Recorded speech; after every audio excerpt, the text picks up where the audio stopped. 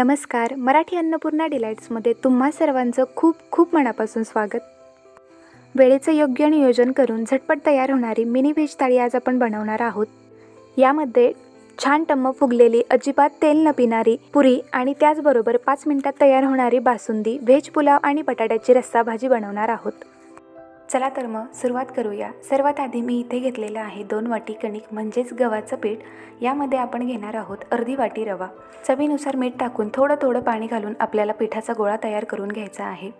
पिठाचा गोळा नेहमीसारखा घट्ट न भिजवता थोडंसं पाण्याचं प्रमाण जास्त ठेवायचं आहे, म्हणजे रवा छान फुलला जाईल आणि कमीत कमी अर्धा तास तरी आपल्याला हे पीठ झाकून ठेवायचं आहे.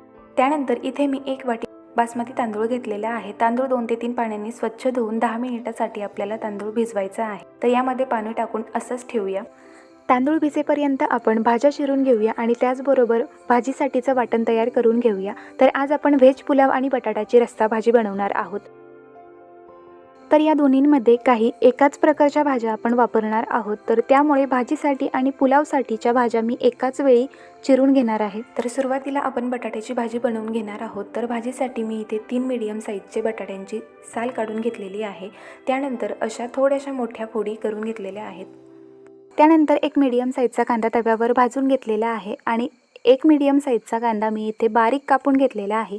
त्याचबरोबर 2 मीडियम साईजचे टोमॅटो बारीक चिरून घेतलेले आहेत.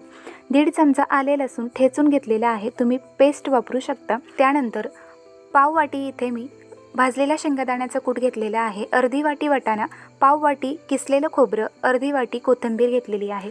तर ही झाली भाजीसाठीची अर्धी तयारी. त्यानंतर मिक्सरच्या भांड्यामध्ये कांदा आणि खोबरं व्यवस्थित बारीक करून घ्यायचं आहे आणि त्याचं अशा पद्धतीचं वाटण करून घ्यायचं आहे. त्यानंतर 4 ते 5 टेबलस्पून तेल घेतलेलं आहे. 1.5 टेबलस्पून कश्मीरी लाल मिरची पावडर, 1 टेबलस्पून गरम मसाला, 1.5 टेबलस्पून धणा पावडर, अर्धा टेबलस्पून मोहरी, अर्धा टेबलस्पून जिरं, पाव टेबलस्पून हळद आणि चवीनुसार मीठ लागणार आहे. कढाईमध्ये तेल तापलेलं आहे. यामध्ये टाकूया मोहरी तडतडल्यानंतर यामध्ये टाकायचे आहे जिरे. त्यानंतर 5 ते 6 कढीपत्त्याची पाने टाकून छान फोडणी देऊन घ्यायची आहे. नंतर यामध्ये ठेचून घेतलेलं आलं आणि लसूण टाकून घ्यायचं आहे. आलं लसूण आपण जास्त वेळ परतू न देता लगेच यामध्ये टाकणार आहोत कांदा देखील आपल्याला हलक्याशा गुलाबी रंगावर किंवा थोडासा मऊ होईपर्यंतच परतवायचा आहे. नंतर यामध्ये टाकणार आहोत खोबरं आणि कांद्याचं वाटण. हलकासा सोनेरी रंग येऊपर्यंत हे सर्व साहित्य आपल्याला परतवून घ्यायचं आहे. त्यानंतर आपण यामध्ये टाकणार आहोत हळद, धना पावडर, लाल तिखट, गरम मसाला आणि चवीनुसार मीठ. हे सर्व मसाले व्यवस्थित परतवल्यानंतर यामध्ये टाकायचं आहे टोमॅटो. त्यानंतर दुसऱ्या बाजूला मी पाणी गरम करण्यासाठी ठेवलेलं आहे. गरम पाणी भाजीमध्ये टाकल्यानंतर तरी छान येते. बटाटा आणि वाटाणा टाकून घेतल्यानंतर व्यवस्थित परतवल्यानंतर आपण यामध्ये गरम करून घेतलेलं पाणी टाकून घेणार आहोत. हाय फ्लेमवर भाजीला खळखळून उकळी आली की गॅसची फ्लेम लो करायची आणि नंतर यावरती ठेवायचं आहे झाकण. ताट ठेवणार असाल तर अर्धवट ताट ठेवावं. 4 ते 5 मिनिट भाजी शिजली किंवा अर्धवट भाजी शिजल्यानंतर आपण यामध्ये टाकणार आहोत शेंगादाण्याचा कूट. तर तोपर्यंत आपण एका बाजूला पुलाव बनवून घेऊया. पुलाव बनवण्यासाठी मी इथे घेतलेला आहे 1 मीडियम साईजचा बटाटा, त्याची साल काढून कापून घेतलेला आहे.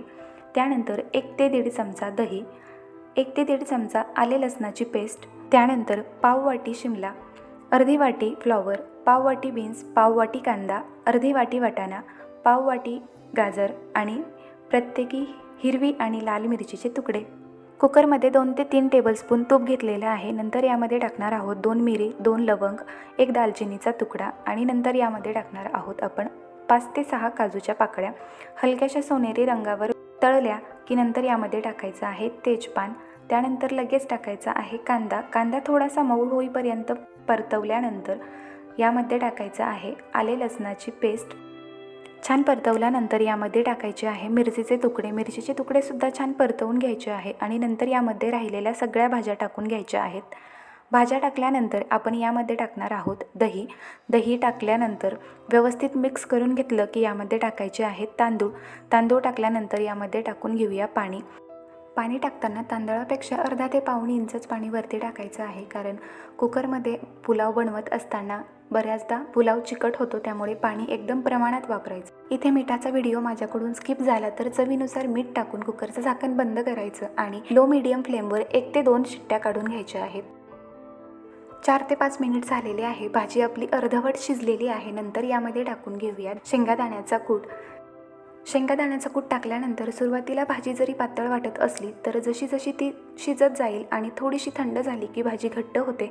त्यामुळे शेंगादाण्याचा कूट टाकताना थोड्यासा प्रमाणात किंवा अंदाज घेऊनच टाकावा. शिजल्यानंतर शेवटी टाकायची आहे कोथिंबीर आणि इथे आपली भाजी तयार झालेली आहे.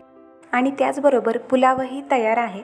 बासुंदीसाठी एका पॅनवर 5 बदाम, 5 काजू आणि 10 ते 12 मखाणे ड्राय रोस्ट करून घ्यायचे आहेत आणि नंतर याची मिक्सरला बारीक पावडर तयार करून घ्यायची आहे. याच पॅनमध्ये मी अर्धा लिटर दूध घेतलेलं आहे.